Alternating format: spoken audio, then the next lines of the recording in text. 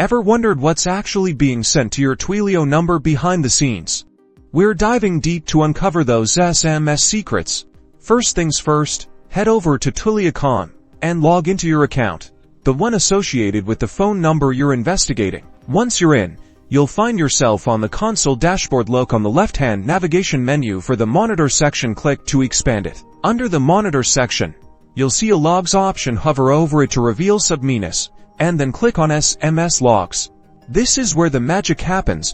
You'll see a chronological list of all SMS messages sent to and from your Twilio number. Use the filters at the top to narrow down your search, filtering by date, to or from number, or even message status. Click on any individual log entry to expand it and view the full details of the message here. You'll find the message body, that's the code or text that was actually sent, along with other crucial information such as the status of the message, the exact timestamp, and even the pricing. If you are having issues finding a specific log, utilize the search bar and filter options. This will narrow down the results and help you find what you're looking for. And that's it.